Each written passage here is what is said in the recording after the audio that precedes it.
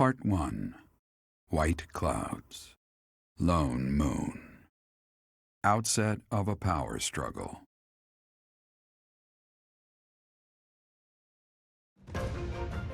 Together, the people of Fodlan relish the beauty of the brilliant moon overhead as another year ends. They recall sad partings and new acquaintances alike, but each person must still walk their chosen path alone. With each day, the presence of spring grows stronger, and yet a lone moon still haunts the sky, a silent reminder perhaps of some inescapable truth.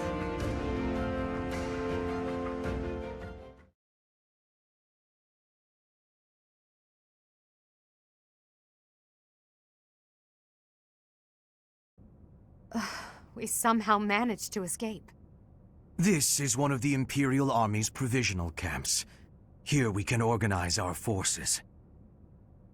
Before we go any further, I want all of you to really ask yourselves if you're certain you wish to join us. As expected, Flane has chosen to leave our ranks. When I saw our professor running off, I ran about as fast as I could to catch up. Caspar, death finds those who run without thinking. You gave no thought to the war fog. My grandfather was the leader of Brigid, and I hope for us to be allies with the Empire. I will be staying. Was this a good idea? Did I make the right choice? Oh, but my family is part of the Empire, and our professor is here. You're fine here with us, Bernie. Though it's true certain houses were against the Imperial Princess. I assume you're referring to my family. I must believe that the conclusion I came to was the correct one. You are the Emperor now. I am the only one left who is qualified to guide you at this point. I'm only here because I know it would be troublesome to stand against you. I'm not just here for you, Adie. I'm here to follow our dear professor. Of course, I don't have any territory to offer, so Hubie may not even want me here. The greater our numbers, the better. Your reasons for being here are of no consequence. I think I understand where you're coming from. But now, I wish to hear of your resolve. Like you, I have risen to meet my destiny. I cut this path, and I will see it through to the end. Following me is akin to pointing a sword at the goddess herself. One misstep, and we fall to our ruin. You have now witnessed the Archbishop's true self. She is a cruel beast.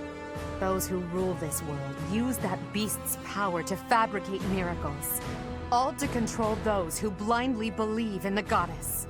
They conceal the truth and force their lies on the nobility. They mercilessly annihilate anyone who defies them. I know this because I have lived it. After what you have seen, is there any room for doubt? The Church of Seros has great influence and power. Their control over the Lords of the Kingdom and the Alliance is nearly absolute. We are the only ones who can stop this indomitable enemy that has plagued our world for ages. We fight for humanity, for all of Fodlan. If you dare walk this path with me, take your first step. It's now or never. Thank you, my friends. We are the true face of the Empire, and we will triumph!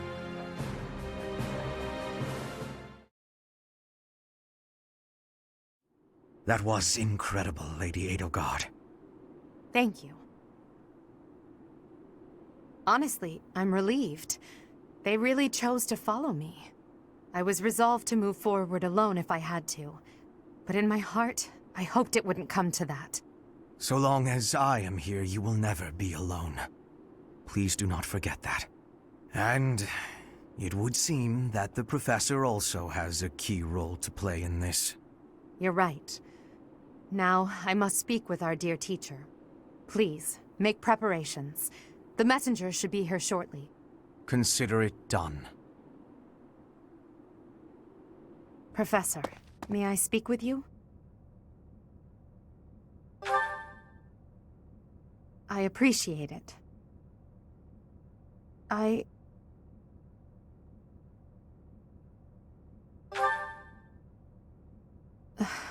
I'm just anxious. It feels like the weight of this burden is crushing me. At this very moment, on my orders, I'm starting a war. An army far larger than the one that attacked the Holy Tomb last month will soon be locked in battle. Long-devised strategies are unfolding across Fodlan. Leaders are deciding their loyalties and preparing to fight. So many generals and soldiers will die. It's inevitable that civilians will get caught up in the chaos as well. There will be countless casualties. With a single command, the flames of war will rage across all corners of this realm. And I am the one who is giving the order.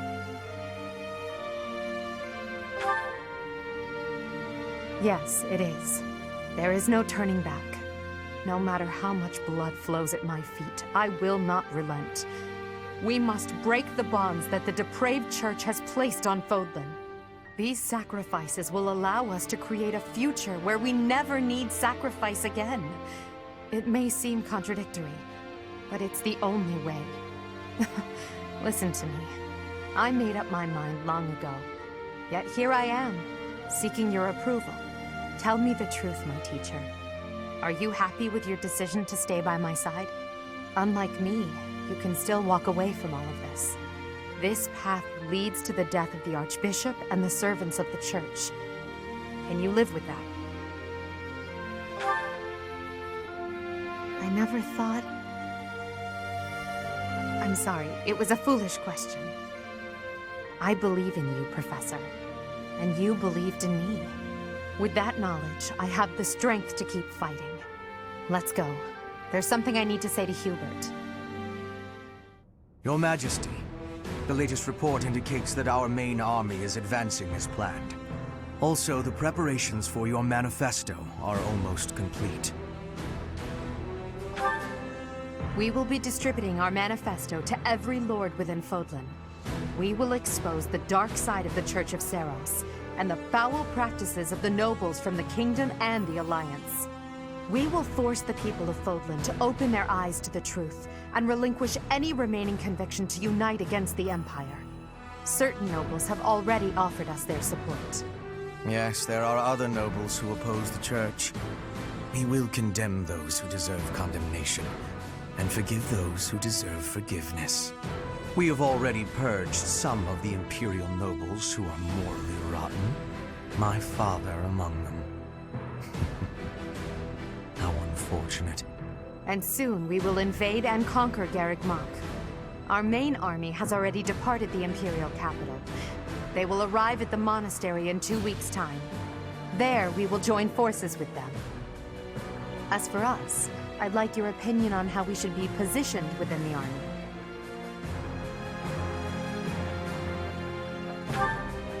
Your Majesty intends to fight alongside the Professor, correct? In that case, you will not be incorporated into the Empire's main army. Your squad can move freely about the battlefield under supervision of the Imperial forces. That would be most prudent. Now that I'm the Emperor, we can't let it slip that I'm following your command in battle, Professor. I fully object to the notion of you fighting on the front lines. Hubert, we've already discussed this. My apologies. I overstepped. Now that the details are settled, all that's left is to come up with a name for ourselves. In honor of our time at the Academy, how about we call ourselves the Black Eagle Strike Force?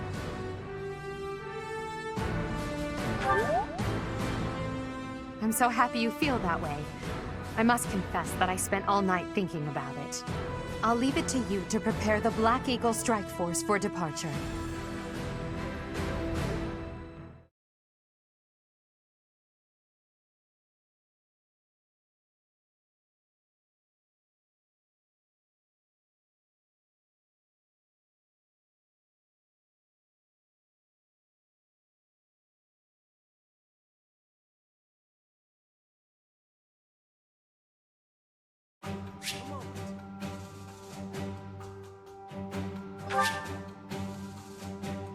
Intriguing. I knew nothing of Lady Edelgard's past or of her innermost feelings. But I know now. I persuaded her to tell all. It would have been rude to hound her relentlessly until she revealed herself, yes? Then that's certainly not what I did. We will join forces with the main army and attack Garreg Mach. It's a fortress built on steep ground, but it's never seen battle. That means we don't know much about it from a military perspective. But if we use all of the power at our disposal, we will capture it. From a purely mathematical standpoint, we most certainly have the power to win. If the battle becomes a clash of beasts within human strength, you will be our only hope. I believe in you. I'm relying on you to lead the Black Eagle Strike Force to victory. It is not up to Her Majesty to bring the students to our cause. That task falls to you. You are uniquely able to provide emotional support. Please use that gift to guide others down the path that Lady Edelgard has laid before us. I ask you to do this from the bottom of my heart. Surprised that I'm here, are you? I know a winning side when I see it. I mean, there's no way I'd risk my neck and my people by willfully joining a losing battle. You'd better hope I did. Otherwise, we're both dead. Regardless of who comes after us, even if it's the Knights, we've got you on our side, so it'll all be fine. That could have gotten dangerous fast. If I stayed at the monastery, I would have had to fight my father. We aren't especially close, but he's not an opponent I'd want to face. I'd almost rather fight a monster. Anyway, it looks like he's going to be leading the western units. I wonder if we'll wind up fighting the Kingdom's army, and who decided to fight for the Church. The most important nobles in the Empire are known for taking power from the previous Emperor, my father included. I didn't think it possible that the Imperial Princess could ascend the throne so easily. However, it seems that both my father and Caspar's are supporting Edelgard. Having both the Minister of Domestic Affairs and Minister of Military Affairs on your side gives you total control over the Empire's military and finances. You must have been making preparations for quite some time without anyone noticing.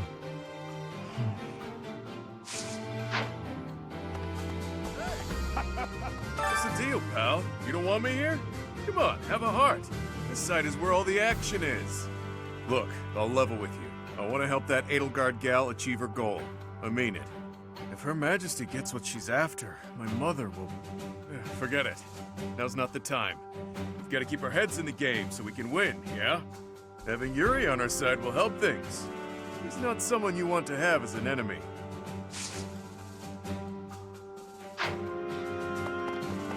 Teacher, I asked Edelgard what happened to my father. He was dismissed as Prime Minister, and is under house arrest in the Imperial capital. He always was a greedy, arrogant man. Some would say that this is the fate he deserves. And yet I cannot help but feel indignant. After all his hard work for the Empire, to be disgraced like this. I am conflicted, Professor. I do not know what to do. As the next Duke Ire, should I follow Edelgard into battle? Edelgard became emperor and raised an army, huh? Who knew the kid had it in her? I mean, yeah, of course, I knew she'd be emperor eventually, but the more I think about it, the more surprised I am. I wonder who's gonna win. Thinking about it makes me scared. We're fighting the Knights of Seiros. Still, I know you'll figure something out. The Empire and Bridget were once warring with each other, but now, I have made the decision to be fighting with the Empire. It is a choice of irony, I feel. But I am having no regrets. My belief is with you, and with Edelgard. Oh, I don't even get my own room here. At least I had that at home.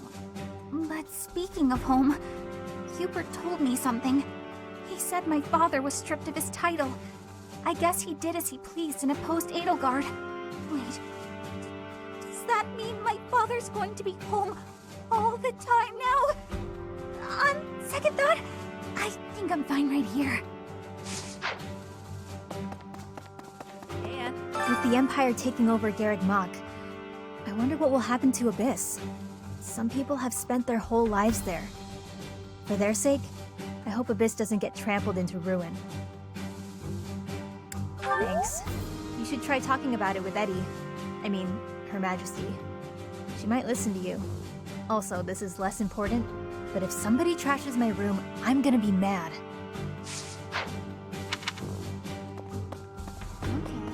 Yes. Yeah. I believe that this is the first time we have met. My name is Ladislava. I have the great honor of leading Lady Edelgard's personal guard. Her Majesty is as hard on others as she is on herself. She may seem composed, but that is only because she conceals her more passionate emotions. For that reason, she is often misunderstood. But now she has you by her side. I find that most reassuring. I look forward to working with you. I'm Randolph von Berglies. I'm not very high in the ranks yet, but I'm more or less a general. Just like Caspar, I'm from House Berglies. My mother married into House Berglies after I was born, so my position within the family is rather lowly. But I'm determined to make something of myself in this battle to bring glory to my part of the family, for the sake of my mother and sister.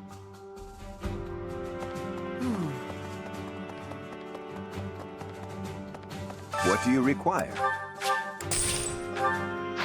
Farewell. Hey there.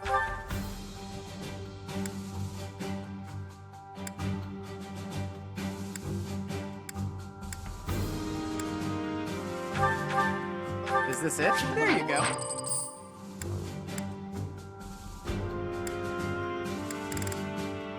Come back anytime.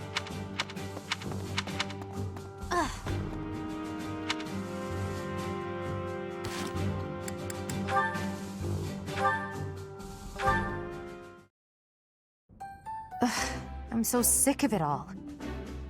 There is so much to be done, yet all I encounter are new problems and pitfalls. Sometimes I wish I could spend just one day doing absolutely nothing and gorging myself on sweets. Do you mean it? Just the thought makes me happy. But Hubert would never allow it. Indeed. It may not be possible now, but one day we will know the joys of idling. Mark my words. Is that a smirk I spy? Is it so amusing to you, me daydreaming of free time? Your silly grin says otherwise. But let's put all that aside for now. There is something I've been meaning to tell you. I'm afraid this might sound a bit sentimental. However, I want to thank you. Because of you, I feel I can walk my fated path without losing myself. If I were alone, I might have lost perspective and become a harsh leader with a heart of ice. But I'm not alone. With you by my side, I'm somehow free to be not only a leader, but simply Edelgard. Until now, no one has been able to surpass me, much less command me. I have always been seen as an untouchable princess or emperor. No one spoke to me as an equal or met my gaze without flinching. It was lonely, terribly lonely. The only person I could rely on as I tried to claw my way out of the darkness was myself. But you have been a brilliant light. Somehow you have chased the darkness away. And for that, I will always be grateful.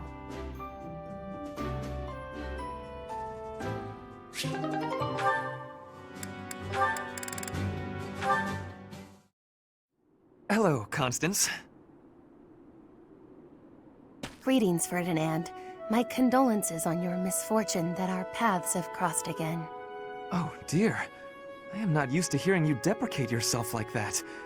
Never mind. Just listen. If it is an audience you require, I will endeavor to meet that need. When we last spoke, I was attempting to connect with you, to listen and show you some empathy. But I was so clumsy with my words that I came across as callous and conceited. I hurt you. I know. The notion that a noble of House Eyre could display arrogance is difficult to credit. That you even deign to speak to me is a testament to your humility. As grateful as I am for the honor, it would be best for us both if I take my leave. No, please, hear me out. Though your words chafed, I see now that they were perceptive. I was being arrogant. I tend to overcompensate. Perhaps I make a fool of myself, bragging about my superiority to Edelgard. You do yourself a disservice. If you are a fool, then I am folly herself. But you must know that it is no reflection on your sterling quality, Ferdinand. Even in the face of such adversity, you never strayed from the correct path. If this was the right path, the wrong path hardly bears thinking about. Still, your kindness has eased my worries a bit. A wise noble once said that life is a series of peaks and valleys, but I have struggled to find the peaks. I was once pushed to the nadir of a valley, and have spent my days confined there ever since. There is little chance that I will ever return to the heights I once knew, but it will not be for lack of trying. Your persistence is admirable. You are too gracious. I see the highest of peaks on your own road. The way is steep, but not long. You will reach it yet. And if my words might reach the ears of a man who has attained such heights, perhaps one who has reached his summit might pull a climber up behind him? Such is my heart's desire, unspeakable though it may be.